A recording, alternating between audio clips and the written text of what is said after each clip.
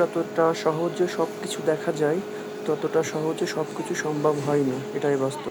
গরুর খাবার প্রস্তুত করা হচ্ছে। এখানে আছে হলো 10 কেজি ভুট্টা, 10 কেজি চিটা, 5 কেজি ধান, 1 কেজি হলো কি বলে ওটাকে বিট লবণ, আরও আছে খোল আছে 5 কেজি, আনুষঙ্গিক সব কিছু মিলে এখানে গরুর খাবার তৈরি করা হচ্ছে।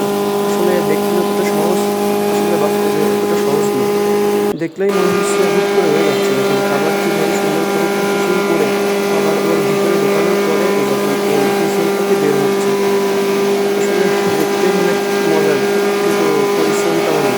আসলে খাবারগুলো সম্পূর্ণ মেশাতে হয়েছে। মেশানোর পরে সুন্দর করে প্রসেসিং করার পরে মেশিনের মধ্যে ঢালা হচ্ছে। ঢালার পর একদম মিহিন হয়। সব কিছু কিন্তু ছিল একদম এইভাবে ন্যাচারালভাবে ছিল, কিন্তু যখন মেশিনের ভিতরে ঢোকানো হয়েছে একদম ন্যাচারালভাবে মিহিন হয়ে গেছে, একদম মিহিন আটা যেরকম ঠিক তেমন হয়ে গেছে। আসলে খাবার পানগুলো না দেখলে বোঝা যায় না যে আসলে কেমন মিহিন হয়েছে। দেখতে না, শুধু একদম পুরো মিহিন হয়ে গেছে। দেখেন কীভাবে ওখান থেকে যখন পড়ে তখন আবার ওখান থেকে আস্তে আস্তে সরায় আনা হয়। সরায় আনিয়ে তারপরে এই যে প্রসেসিং আছে বস্তার ভিতরে ঢুকানো হয়। নিচে পড়লে আবার ওখান থেকে উঠানো যায় না, এই জন্য ডিরেক্ট বস্তার ভিতরে ঢুকাই দেওয়া হয়। একদম মিহিন হয়ে গেছে। অবশ্য কীভাবে বোঝাবো আপনাকে, না দেখলে আপনারা বুঝতে পারবেন না।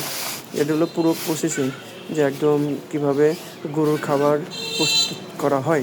দেখেন কী সুন্দর একদম মিহিন হয়ে গেছে, একদম হাত দিয়েও ধরা যাচ্ছে এখন। মিহিন গুঁড়ো, একদম গুঁড়ো পাউডারের মতন হয়ে গেছে। এখন শুধু গরুর দিলে খাই।